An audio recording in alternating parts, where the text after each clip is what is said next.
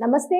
Welcome to our channel. ప్రస్తుతం మనతో ప్రముఖ ఆధ్యాత్మికవేత్త, ఆస్ట్రాలజర్ ఫణి భాస్కర్ శర్మ గారున్నారు. వారితో మాట్లాడదాం. నమస్తే అండి. నమస్తే అమ్మా. అయితే గురువుగారు, ద్వాదశ లగ్నాలకు ఏ ఏ కారకాలు కలిసి వస్తాయంటారు? అలాగే వాళ్ళకి కలిసి వచ్చేది అదృష్ట సంఖ్య లేకపోతే రత్నాలు, వీటి గురించి చెప్పండి. ఓకే అమ్మా, నమస్తే. నమస్తే. ముఖ్యంగా మనకి మేషం నుంచి 12 రాసులు కానీ లగ్నాలు కానీ, ఆ రాసులే మనకి లగ్నాలుగా ఏర్పడతాయి మేషం నుంచి మీనం వరకు. కాబట్టి వీరికి ఏ ఏ మహర్దశలు కలిసి వస్తాయి, ముఖ్యంగా ఏ ఏ రత్నాలు వారు ధరించవచ్చు అనేది మనం తీసుకున్నట్టయితే, మేషలగ్నం వారికి మొట్టమొదటిగా మనం ప్రారంభించుకున్నట్టయితే, మేషలగ్నం లగ్నాధిపతి ఎప్పుడూ కూడా మంచి చేస్తాడు. కాబట్టి కుజుడు ఆయనకి మంచి చేస్తారు. ఆ మహర్దశ వచ్చిందనుకోండి మేషలగ్నం వారికి మంచి జరుగుతుంది. అలాగే పంచమాధిపతి రవి, ఆ మహర్దశ వచ్చినా కూడా వారికి బాగుంటుంది. ఈ మహర్దశలు ఎలా వస్తాయి అంటే, మనం జన్మించిన నక్షత్రాన్ని బట్టి ఏర్పడుతూ ఉంటాయి. ఒకళ్ళు రవి మహర్దశలో జన్మించారు అంటే కృత్తికా నక్షత్రంలో జన్మించారు అనుకున్నాం, లేదు ఉత్తరా నక్షత్రంలో ఉత్తరాషాఢ, ఈ 3 నక్షత్రాలు రవికి సంబంధించినవి. ఈ 3 నక్షత్రాల్లో ఎవరు జన్మించినా కూడా వారికి రవి మహర్దశతో ప్రారంభం అవుతుంది. కాబట్టి రవి తర్వాత చంద్రుడు ఇట్లా వస్తూ ఉంటాయి. ఇక్కడ కొంత మిత్ర శత్రుత్వాలు అన్నట్టుగా మనకి ఏర్పాటు చేయడం జరిగింది. కొన్ని గ్రహాల మిత్రులు, గురుపాలిత గ్రహం, కొన్ని ఏమో శనిపాలిత గ్రహాలు అని. కాబట్టి గురువు, ఇక్కడ కేతువు, రవి, చంద్ర, కుజ, వీరంతా ఒక పార్టీ. ఇటుపక్క చూసుకున్నట్టయితే శని, రాహువు, బుధుడు, శుక్రుడు, వీళ్ళంతా ఒక వర్గం. కాబట్టి వీరు సహకరించుకుంటూ ఉంటారు, వీరు సహకరించుకుంటారు. వీరి అంతర్దశలు, వీరి మహర్దశలో వీరి అంతర్దశలు కూడా బాగానే ఉంటాయి, కలిసి వస్తాయి. శత్రు దశలు వచ్చినప్పుడే ఇబ్బంది పడుతుంది. ఇప్పుడు మీరు మీ ఇంట్లో ఉన్నప్పుడు మీరు బలంగా ఉంటారు, హాయిగా ఉంటారు, మీకు కావాల్సింది మీరు చేసుకోవటం, హాయిగా ఫ్రీగా ఎక్కడైనా కూర్చుంటారు. కానీ మా ఇంటికి వస్తే కొంచెం ఇబ్బందిగా ఉంటారు. అట్లాగే శత్రు క్షేత్రాల్లో ఉన్న గ్రహాలు, అలాగే శత్రు దశలు నడుస్తున్నప్పుడు కొంత ఇబ్బందిగా ఉంటుంది. కాబట్టి అది మనం చూసుకొని మనం దానికి తగ్గట్టుగా రెమెడీస్ అవి చెప్పుకోవటము, ఆ దశల్లో కొంత జాగ్రత్త అవసరం అని చెప్పడం జరుగుతుంది. జాతక పరిశీలన చేయించుకోవాలి. దాన్ని బట్టి మనకి ఏ దశ నడుస్తుంది అనేది తెలుస్తుంది. ఇవాళ వచ్చిన కంప్యూటర్ యుగంలో మీరు ఏ యాప్లోకి వెళ్ళి మీ date of birth, time of birth, place of birth ఇస్తే వచ్చేస్తుంది. అంతే, కొంత అవగాహన ఉంటే మీకు ఐడియా వస్తుంది. లేని పక్షంలో ఎవరైనా జ్యోతిష్యం సంప్రదిస్తే కనుక మీకు వారు చెప్పే ప్రయత్నం చేస్తారు. కాబట్టి మేషలగ్నం వారికి ముఖ్యంగా లగ్నాధిపతి కుజుడు, పంచమాధిపతి రవి, చతుర్థాధిపతి కూడా ఇక్కడ కలిసి వస్తారు. చంద్రుడు మిత్రుడు. రవిచంద్రులు ఇద్దరు కూడా మనకి తారకా గ్రహాలు, వారిద్దరూ మనకి ప్రత్యక్షంగా కనబడుతూ ఉంటారు, రవిను చంద్రుడు. కాబట్టి వారిద్దరూ తల్లిదండ్రులు లాంటి వారు, నవగ్రహాలన్నిటికీ కూడా రాజు రాణి వారు. కాబట్టి అందరూ కూడా వాళ్ళు ఎప్పుడు కూడా మిత్రత్వం ఉంటుంది. అలాగే మనం చూసుకుంటే భాగ్యాధిపతి 5th lord Ravi, 9th lord వచ్చేప్పటికి గురువు కూడా ఈ లగ్నం వారికి మంచి జరుగుతుంది. కాబట్టి వీరు ఏ దశలో జన్మించారు, ఎప్పుడు ఏ మహర్దశలు వస్తున్నాయి అని చూసుకుంటే వీరికి బాగుంటుంది. దాన్ని బట్టి రత్నధారణ కూడా చేసుకోవచ్చు. వాళ్ళు జన్మించిన నక్షత్రాన్ని బట్టి వాళ్ళు ధరించవచ్చు. దానికి మనం ఇక్కడ అశ్విని నక్షత్రంలో జన్మించారనుకోండి, వాళ్ళు వైడూర్యం ధరించడం అనేది మంచిది, మేషలగ్నం ఒకవేళ వచ్చిన. అలాగే భరణి అనే నక్షత్రం కూడా అక్కడే ఉంటుంది, వాళ్ళు అక్కడ వచ్చినప్పుడు వజ్రం ధరించడం మంచిది. కృతిగా వాళ్ళు కెంపు ధరించడం మంచిది. కాబట్టి వీరికి ఏ దశ నడుస్తుందో చూసుకొని దాన్ని బట్టి చేసుకోవచ్చు. ఇక్కడ ద్వితీయ సప్తమాధిపతులు శుక్రుడు అయ్యారు, కాస్త ఇబ్బంది పడతారు. ఆ మహర్దశ వచ్చినప్పుడు భార్యతో తగాదాలు, గొడవలు, విడిపోవటము, ఇట్లాంటివన్నీ కూడా ఉంటాయి. అంటే ఆ వ్యక్తిగతంగా జాతకం పరిశీలించాలి. ఇవేంటంటే మనం కొన్ని కారకత్వాలు చెప్పుకోవటమే, ఫలానా ఇలా ఉండొచ్చు, ఇలా అవ్వచ్చు అని చెప్పాలి. 100% మనం యాక్యురసీ రావాలంటే ఎవరి చార్ట్ వాళ్ళు మనం పరిశీలించాల్సిందే. అలాగే బుధుడు కూడా ఈ లగ్నానికి పాపి, శత్రువు. ఆ దశ నడుస్తున్నా కొంచెం ఇబ్బంది పెడతారు. శని కూడా అంతే. కాబట్టి ఏ మహర్దశలు నడుస్తున్నాయి అనేది చూసుకొని మనం చేసుకోవచ్చు. ఆ నడిచే మహర్దశకి రత్నధారణ చేసుకోవటం, జపం చేసుకోవటం, దానం చేసుకోవటం, దానికి సంబంధించిన ఒక్కొక్క గ్రహానికి, ఒక్కొక్క నవగ్రహాలకి మనకి కూడా నవధాన్యాలు ఉంటాయి, అవి మనం దానం చేసుకోవటం. మనం ప్రత్యేకంగా జపం చేసుకోవచ్చు. చేయలేని పక్షంలో, మనం చేసుకోలేని పక్షంలో బ్రాహ్మణోత్తములను పెట్టుకొని తగిన దక్షిణ వారికి ఇచ్చి చేసుకోవటం అనేది మంచిది. అలాగే వృషభ లగ్నానికి వచ్చామనుకోండి, లగ్నాధిపతి శుక్రుడు, ఆయన మంచిది. అలాగే పంచమాధిపతి బుధుడు, వాళ్ళకి బుధుడు కూడా యోగిస్తాడు. అలాగే భాగ్యాధిపతి శని, వీరు కూడా యోగిస్తారు. కాబట్టి ఒక్కొక్క లగ్నానికి ముఖ్యంగా వీళ్ళు యోగకారకులు అవుతారు. 159 లార్డ్స్ ఈ మహర్దశలు బాగుంటాయి. ఒకవేళ మనం అనుకుంటూ ఉంటాం ఇదే లేక వరుసగా వాడికి ఉంది నాకు ఉంది, అవును. ఎందుకు వాడికి అవునండి. బాగుంది నాకు బాగాలేదు అనుకో. వృషభ లగ్నం వాళ్ళు అవును. అంటే వాళ్ళు ఉన్న స్థానాన్ని బట్టి బలాన్ని బట్టి ఉంటుంది. ఉమ్.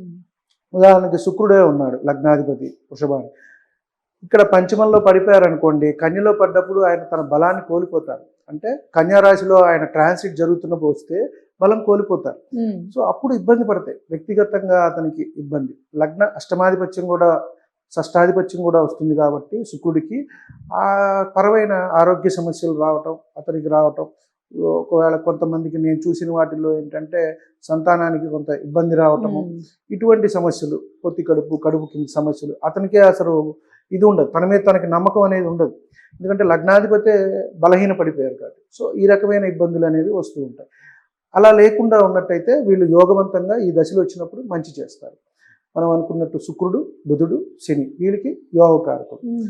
అలాగే వీళ్ళు ఆయా దశలు వచ్చినప్పుడు ఆ లగ్నానికి బట్టి వాటిని బట్టి రత్నాలు అనేవి కూడా ధరించవచ్చు. వీరికి కూడా కలిసి వచ్చే రత్నాలు అంటే వజ్రం ధరించవచ్చు, బుధుడికి పచ్చ ధరించవచ్చు, శనికి మయూరి నీలం అని ఉంటుంది, అవి ధరించవచ్చు. కొంతమంది భయపడతారు, శని అనేటప్పటికే ఒక రకమైన భయం వస్తుంది. అవును. అలా ఏం లేదమ్మా.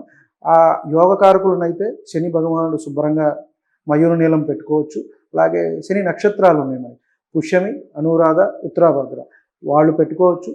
అలాగే ఏలినాటి శని నడిచే వాళ్ళు 7.5 సంవత్సరాలు ఉంటుంది, అది చంద్రుడికి అటు ఇటు ముందు రాశులు మొత్తం కలిపి 7.5 వాళ్ళు ధరించవచ్చు. శని మహర్దశ నడిచేవారు కూడా పెట్టుకోవచ్చు. 19 సంవత్సరాలు ఉంటుంది, చాలా పెద్ద టైం. ఒక వ్యక్తి అవును. ఇవాళ 60-70 సంవత్సరాలు జీవించటం కంటే శుక్రుడి తర్వాత ఇదే హైయెస్ట్ 19, శుక్రుడు 20 సంవత్సరాలు కాబట్టి అది పెట్టుకోవచ్చు, ఇబ్బంది ఏం లేదు.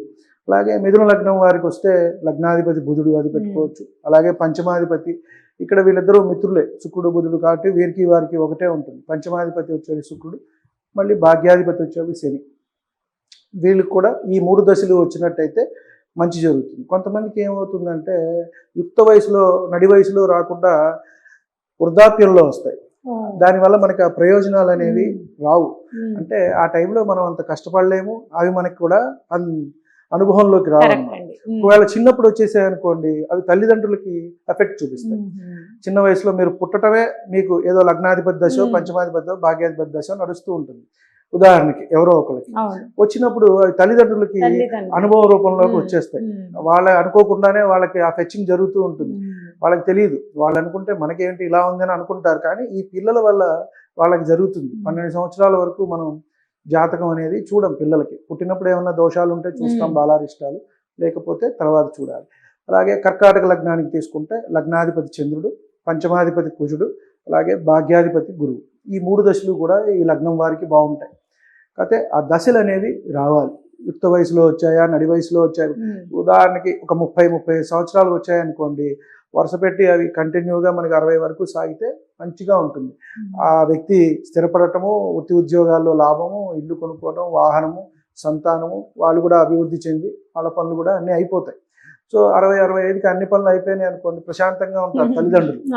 సో కాబట్టి అది కూడా కొంతమందికి అవుతూ ఉంటుంది. కాబట్టి మనం జన్మించిన లగ్నాన్ని, నక్షత్రాన్ని బట్టి ఈ దశలు అనేవి వస్తూ ఉంటాయి. ఇప్పుడు సింహలగ్నం వారి గురించి చూసుకుందాం. సింహలగ్నం వారికి వచ్చేటప్పుడు లగ్నాధిపతి రవి, పంచమాధిపతి గురువు, అలాగే పంచమాధిపతి కుజుడు, భాగ్యాధిపతి గురువు. కాబట్టి ఈ మహర్దశలో వచ్చినప్పుడు కూడా వీరికి యోగవంతంగా ఉంటాయి. ఇందాక మనం అనుకున్నట్టే సేమ్ ఫార్ములా, ఆ మహర్దశలు అనేవి రావాలి. వచ్చినప్పుడు అనుభవంలోకి వస్తాయి మనకి. మనం అభివృద్ధి ఎంతవరకు, లగ్నాధిపతి అంటే మనకి మనమే సొంతం లగ్నం మన గురించి చెప్తుంది కాబట్టి మన అభివృద్ధి అనేది జరుగుతుంది బాగా. అలాగే పంచమాధిపతి ఈయన కూడా అంతే, యోగకారకుడు. సంతాన విషయాలు బాగుండటము, పురోభివృద్ధి, మనం చేసే వృత్తి ఉద్యోగాల్లో మంచి లాభం రావటము, ఏదైనా అనుకోకుండా కొత్త విద్యల్లోకి వెళ్తూ ఉంటాను చూడండి. కొంతమంది అనుకుంటూ ఉంటారు, ఇదేమిటి అసలు నేను చదువుకున్నది ఒకటి, వచ్చింది ఇంకో దాంట్లోకి వచ్చింది. ఈ పంచమాధిపతి వల్లే ఈ మార్పు జరుగుతూ ఉంటుంది. వాడి పూర్వపుణ్యం వల్ల వాడు చదివేది ఒకటి ఉంటుంది, వీడు చేసేది ఒకటి ఉంటుంది. అనుకోకుండా ఈ స్థాయిలో వీడు అభివృద్ధి చెందుతూ ఉంటారు. కొంతమంది ఇదేమంటారు, నాయన మొన్నటిదాకా అలా ఉన్నావు, ఇప్పుడే ఇలా అయిపోయా ఉంటారు, దీంట్లోకి వచ్చావా అంటారు మన చుట్టాలు. అలా సాగుతూ ఉంటుంది. అలాగే భాగ్యాధిపతి కూడా పూర్వపుణ్యం, అది మనం ఎప్పుడు కాపాడుతూ ఉంటుంది తండ్రిలాగా భాగ్యాధిపతి. కాబట్టి వీటి రత్నాలు ధరించడం అని కూడా మంచిది ఎవరికైనా సరే. సింహలగ్నం వారి లగ్నాధిపతి రవికి కెంపు ధరించడం, అలాగే భాగ్యాధిపతి గురువుది ధరించడము, అలాగే పంచమాధిపతి గురువు, అలాగే భాగ్యాధిపతి కుజుడు. సో ఈ రకంగా ఈ రత్నాలు ఆయా దశలను బట్టి ధరించినట్టయితే వారికి మంచి జరుగుతుంది. అలాగే నెక్స్ట్ వచ్చేటప్పటికి కన్యా లగ్నం. ఇక్కడ కూడా అంతే సేమ్ 159 లార్డ్స్ కాబట్టి లగ్నాధిపతి బుధ దశ, పంచమాధిపతి శని దశ, అలాగే భాగ్యాధిపతి శుక్రుడు. వీరు దశలు వీరికి వచ్చినట్టయితే ఇవి మంచి యోగవంతంగా ఉంటాయి అని మనం చెప్పవచ్చు. వారి ఫలితాలు ఎంతవరకు వస్తాయి అంటే ఆ గ్రహ బలాన్ని బట్టి ఉంటుంది. రాశి చక్రంతో పాటు మనం నవాంశ చక్రం కూడా మనం పరిశీలించాలి. ఎందుకంటే గ్రహం అక్కడ ఒక్కొక్కసారి బలహీనపడుతుంది, అప్పుడు ఫలితం అనేది సరిగా రాదు. అలాగే రాజచక్రంలోనే రవితో కలిసి ఉన్నా కూడా అవి అష్టంగత్వం ఉంటాం. గ్రహం అంతగా మనకి ఫలితాలు అనేవి ఇవ్వలేదు, వాటి కారకత్వాలు అనేవి మనకి పూర్తిగా ఇవ్వలేవు అనమాట. కాబట్టి ఆ గ్రహ స్థితి ఎలా ఉంది, ఎక్కడ ఉంది, ఎవరితో కలిసి ఉంది, ఎవరు చూస్తున్నారు, సో ఇట్లా అన్నీ కూడా మనం చూసుకొని ఫలితం అనేది చెప్పవలసి ఉంటుంది. తర్వాత మనం తులా లగ్నానికి వచ్చినట్టయితే ఇక్కడ లగ్నాధిపతి శుక్రుడు, పంచమాధిపతి శని, అలాగే భాగ్యాధిపతి వచ్చేటప్పటికి బుధుడు. వీరికి కూడా అంతే సేమ్ ఇలా కన్యా వచ్చినట్టే తులకు కూడా వీరు దశలు వచ్చినట్టయితే వీరికి యోగవంతంగా ఉంటుంది. వీళ్ళు అదృష్టరత్నాలు అంటే కనుక ఇక్కడ వజ్రం ధరించవచ్చు, పంచమాధిపతికి శనికి ధరించవచ్చు, మళ్ళీ అలాగే భాగ్యాధిపతి బుధుడికి కూడా ధరించవచ్చు. ఈ మహర్దశలు వచ్చినప్పుడు వారికి యోగవంతంగా ఉంటుంది అని మనం చెప్పవచ్చు.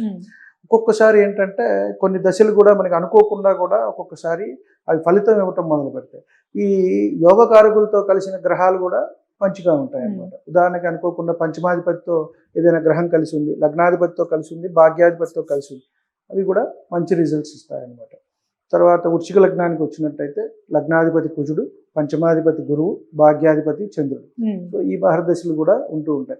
మనం ఇందాక చెప్పుకున్నట్టు ఇటు ఒక 4 అటు ఒక 5 మిత్రశత్రుత్వాలు ఉన్నాయి కాబట్టి వాళ్ళ వాళ్ళ అంతర్దశల్లో వీళ్ళు సహాయంగా ఉంటూ ఉంటారు. మిత్రులతో ఉన్నప్పుడు మనకి కొంచెం హ్యాపీగా ఉంటుంది, శత్రువుతో ప్రయాణం చేసినప్పుడు కొంచెం ఇబ్బందిగా ఉంటుంది, జాగ్రత్తగా ఉండాల్సి ఉంటుంది. కాబట్టి ఆ మహర్దశలు నడిచేటప్పుడు వాటికి తగ్గట్టుగా ఆ దశలకి తగ్గట్టుగా కాస్త రత్నధారణ చేయటము, అలాగే జపము, హోమము మన శక్తితో మనం చేసుకోవటం, లేని పక్షంలో బ్రాహ్మణోత్తములతో చేసుకోవటం అనేది మంచిది.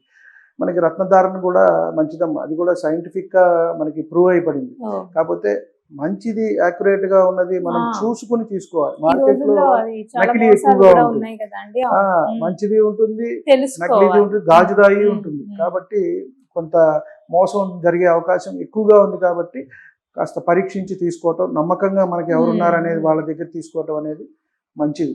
అలాగే హోమము, ఏ గ్రహం అయితే బాగాలేదో దానికి తగ్గట్టుగా హోమం చేసుకోవటం, ఫలానా దశ నడుస్తోంది అంటే వాటికి సంబంధించిన దైవానికి చేసుకోవటం అనేది మంచిది. అలాగే ధనుర్లగ్నానికి వచ్చినప్పుడు లగ్నాధిపతి గురువు, పంచమాధిపతి కుజుడు, భాగ్యాధిపతి రవి. ఇలాగే మళ్ళీ వీరికి ఈ దశలో వచ్చినట్టయితే యోగవంతంగా ఉంటుంది. మళ్ళీ వీరు ఎక్కడ ఉన్నారు, ఎలా ఉన్నారు, ఎప్పుడు కూడా మళ్ళీ అవన్నీ చూసుకుంటూ మనం ఫలితం చెప్పాలి. ఇప్పుడు ధనుర్లగ్నంలో ఒక 100 మంది ఉంటారు ఇవాళ, ఇప్పుడు పుట్టిన వాళ్ళు ఈరోజు, కానీ అందరికి ఒకేలా ఉండదు. వాళ్ళకి చూడాలి, చూసి మనం వాళ్ళకి ఆ ఫలితం అనేది చెప్తూ ఉండాలి. ఈ లగ్నానికి యోగకారకులైన వాళ్ళని రత్నాలు ధరించడం అనేది మంచిది. ముఖ్యంగా మనం జన్మించిన నక్షత్రాన్ని బట్టి కూడా మంచిది. ముఖ్యంగా మా గురువు గారు అయితే అలా చేస్తూ ఉంటారు, నక్షత్రాన్ని బట్టి మనం పెట్టుకోవాలి, పెట్టుకుంటే అతను ఒక తండ్రిలాగా మనల్ని కాపాడుతాడు, కాబట్టి అది మనకి అభివృద్ధి చెందుతుంది అని చెప్తారు. అలాగే మకర లగ్నం, లగ్నానికి కూడా ఇక్కడ లగ్నాధిపతి శని, పంచమాధిపతి శుక్రుడు, భాగ్యాధిపతి వచ్చేటప్పటికి బుధుడు. సేమ్ ఇలాగే మనకి చూసుకున్నట్టయితే మీరు గమనించినట్టయితే శుక్రుడు బుధుడికి శనికి ఒకటే ఉంటాయి, వీళ్ళే ఉంటారు 159 లార్డ్స్.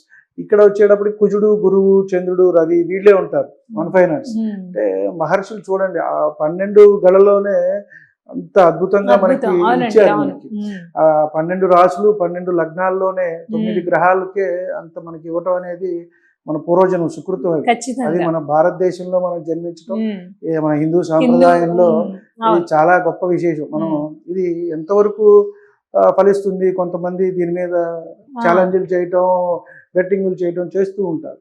మనం కరెక్ట్గా డీటెయిల్స్ ఉంటే కనుక మన దగ్గర 100% జరుగుతుంది. 90%, 100%, 90%, 90 to 100% జరిగే అవకాశం ఎక్కువగా ఉంటుంది. తర్వాత కుంభలగ్నానికి తీసుకుంటే అలాగే లగ్నాధిపతి, పంచమాధిపతి బుధుడు, భాగ్యాధిపతి వచ్చేప్పటికి శుక్రుడు. వీరి మహర్దశలు కూడా వీరికి బాగుంటాయి. కాకపోతే ఏంటంటే ఆ మహర్దశలు వారికి పడితే బాగుంటుంది. అలా కాకుండా వీరికి రవి మహర్దశో, చంద్ర మహర్దశో, కుజ మహర్దశో నడుస్తోంది అనుకోండి, ఆ భావానికి తగ్గట్టుగా ఆధిపత్యాలు కొంచెం ఇబ్బంది పెడుతూ ఉంటాయి. తృతీయాధిపత్యం వచ్చిందనుకోండి, కుజుడికి తృతీయాధిపత్యం, దశమాధిపత్యం, అన్నదమ్ములతో తగాదాలు, మీరు చేసే వృత్తి ఉద్యోగాల్లో బ్రేక్స్ రావటము, కొంచెం దూరంగా ఉండటము, ఇట్లా ఉంటూ ఉంటాయి. అలా అన్ని భావాలను పట్టుకుని మనం ఏమేమి ఆధిపత్యాలు వచ్చాయనే బట్టి మనం ఫలితం చెప్పాలి. చిట్ట చివరిగా మీనలగ్నానికి వచ్చినట్టయితే లగ్నాధిపతి గురువు, పంచమాధిపతి చంద్రుడు, భాగ్యాధిపతి కుజుడు. సో ఈ మహర్దశలు అన్నీ కూడా వాళ్ళకి యోగవంతంగా ఉంటాయి. వీళ్ళు పుష్యరాగాన్ని ధరించవచ్చు, అలాగే పంచమాధిపతి అయిన చంద్రుడు ముత్యం పెట్టుకోవచ్చు, అలాగే కుజుడు పగడం కూడా పెట్టుకోవచ్చు. కాబట్టి ఇవన్నీ కూడా వీరికి యోగవంతంగా ఉంటాయి ఆ మహర్దశలు వస్తాయి అని చెప్పని పెట్టుకోవచ్చు. 1-2 సార్లు మనం పరీక్షించుకునే ఈ రత్నధారణ అనేది చేయాలి. ఎవరికి ఏంటని అయితే మయూరు నీలం శని మీద మటుకు అపోహలు అయితే ఉండక్కర్లేదు, పెట్టుకోవచ్చు. కానీ ఎవరికి పెట్టుకోవాలి అనేది పరీక్షించుకుని ఆ లగ్నానికి యోగకారకుడా, ఆ నక్షత్రం ఉందా, లేకపోతే శని మహర్దశ నడుస్తుందా, ఏలినాటి శని అని చూసుకుని పెట్టుకుంటే సరిపోతుంది. రైట్ అండి. లగ్నాలు యోగ కారకాలు, అలాగే వారు ధరించాల్సిన రత్నాలు ఏంటి అనేది చాలా చక్కగా అందరికీ అర్థమయ్యే రీతిలో వివరించారండి. ధన్యవాదాలు. నమస్తే అమ్మ.